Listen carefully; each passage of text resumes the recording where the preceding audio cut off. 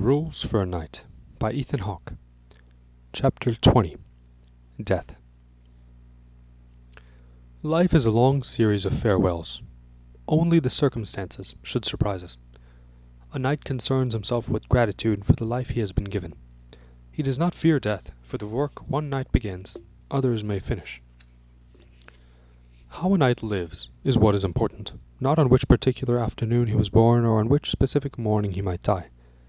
That is why I do not want you to mourn inappropriately for me. Regardless of the outcome of today's struggle, I will continue.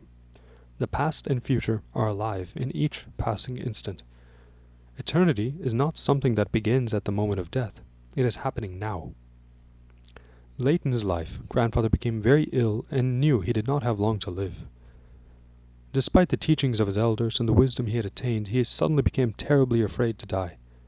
He had accomplished much in his 8 decades of life, but longed to do more. He felt defeated. His body ached, and he was unable to do many of the things he loved, things he had assumed he would always do until that day when death would suddenly take him away. But death did not come suddenly. It was coming slowly, and he knew it. He was a shadow of the man I had known. He thought, if only he had done things differently, he would not have grown weak. Grandfather was not perfect. At his best, he was the most remarkable human I have ever known. But some of those last days were not his finest. His body was in so much pain that he could not listen to anyone, not grandmother, and not certainly me. One afternoon, he slipped away from us, put on his finest armor, went out to the stable, and saddled his old horse, Triumph. They rode off towards the ocean. I was going to follow him and make sure he didn't fall, but grandmother told me to let him alone. If he wants to stir up death, she said, let him. When he came upon the sandy cliffs where our land meets the sea, he sat on top of his stallion, staring at the waves crashing one after another, hour after hour, until it was dark. And still he sat there. He stared off into the black horizon, periodically falling asleep upon his tired horse. Eventually, the light dawned again and morning arrived.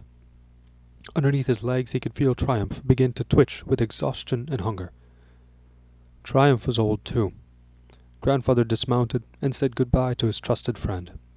They had won many victories together, but the old knight was beginning to realize that this battle must be fought alone. Still, he could not help but be surprised when the horse finally wandered off. He felt abandoned by his friend, and his loneliness seemed intolerable. He sat down on the beach, his meticulously polished steel armor now dusted with salt and sand. All his life he had lived by the rules, and they had supported him. He had always tried to think of himself like a tree with an extensive root system, getting nourishment from many elements: his wife, his children, his friends, his work, his service, his community. Why did he feel so lonely now? Why did his accomplishments seem so empty? Why did his former ambitions feel so vain? He had been blessed with a long, healthy life, and for the most part he had handled it wisely. Not always, but almost always he remembered to want what he had, and not to covet the things he did not have. But what about his coming death, when he would have absolutely nothing? Nothing at all, when he himself would not even exist. Oh no! He was terribly afraid. He did not want to die. He loved his wife. She was good to him, and he to her. Every morning when he awoke, he would thank her for choosing him. He knew that there were many fine men in the world, and sometimes his eyes would tear in gratitude that she had picked him to share her life with, and she felt the same about him. Why could she not come with him? Eventually she would join him, he reassured himself, but his faith felt hollow. Still the waves crashed again and again.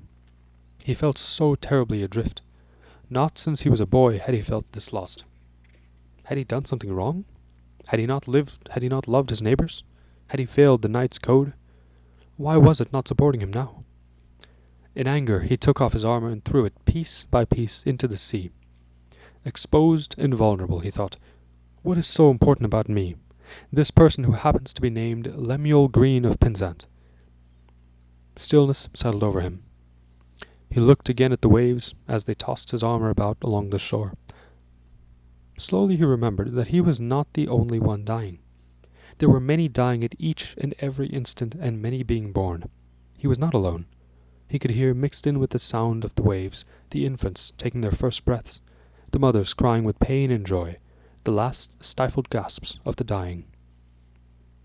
He could hear the sound of his whole generation being carried out to sea like the waves crashing against the shore and then swishing back again. When one wave was gone, nothing had been lost and nothing had been gained. The waves had always been, and still were, simply water. The ocean remained unaltered. For a moment, he was not afraid. A familiar, great, and holy silence seemed to rise around him. He could not and did not conquer death. But one thing he had learned in his long life was that if he understood something, things were just as they were, and if he did not understand something, things were still simply just as they were. Having an understanding, however, gave him less fear and more confidence. He smiled to himself. What had he been so scared of? He had died so many times already. The boy who was an arrow retriever at the Battle of Agincourt had been gone for a long time. The young man who married his wife? Gone. The grown man who led the knights of Lanhedrock into so many battles? Gone. This old man would soon be gone too. Slowly he began to whistle. He whistled like a bird standing on a fragile branch, who sings even though he knows that soon the bending bow will break. He sings because he knows he has wings. Grandfather threw his sword into the ocean and walked home. Triumph was happy to see him again. Grandmother scolded him for being gone so long and without even a proper coat. I remember we were all upset with him for causing so much alarm. That evening, sitting by the fire, Grandfather recounted the story to me. Calmer now, he seemed much more himself. Grandmother walked back into the room and asked, "Well, do you want to eat or go to sleep?" I answered that I thought he should have a little something warm to eat. As she left the room, Grandfather whispered, "You must be much more intelligent than I am." "Why is that?" I laughed. "Because whenever anybody asks you a question," he grumbled through the large gap in his front teeth, "you always have an answer at the ready. As for me, I have to think before I speak." We both sat silently, looking at the fire. That night, as your mother was helping prepare the food and I was putting you, Lemuel, to bed, Grandfather fell asleep and died. I imagine his armor and sword still sit at the bottom of the sea, covered by oysters with schools of minnows swimming through his crumbling chestplate. He, however, is gone. It is morning now. Cold air bites at my fingers and beckons me back to the warmth of our home. How I wish this moment had not arrived. Some day, someone else will explain to you the unacceptable situation our people have been forced into, but for now, be assured that I have no misgivings about our knights or the cause at hand. I only wish my responsibilities to our collective good did not stand so directly at my odds with my responsibility to you.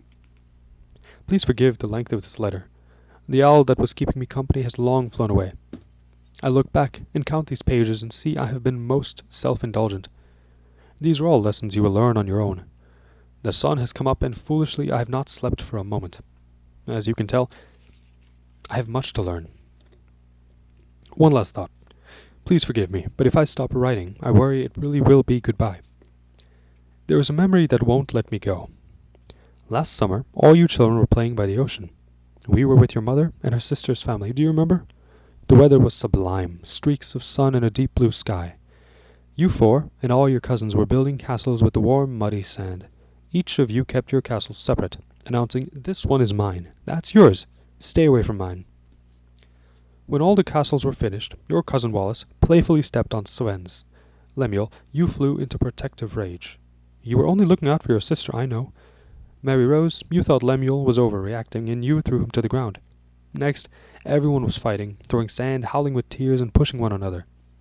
Young Wally had to be taken home, sobbing in your aunt's arms. When he was gone, you all went back to playing with your castles for a little while, but quickly moved on to swimming. It grew cloudy, and soon it was time for us to begin the journey home. No one cared at all about their castle anymore. Idame, you stamped on yours. Sven, you toppled yours with both hands.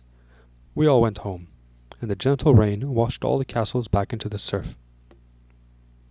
Please be kind to one another.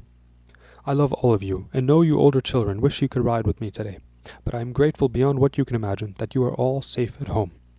If we do not meet again in this life, know that as each new year passes, I will be in the autumn wind that rustles the leaves at your feet, the winter snowflakes that freeze your cheeks, the rains of spring that drench your hair, and the hot summer sun that burns your arms. I will be with you always. Remember me. Your loving father, Thomas. End of chapter 20.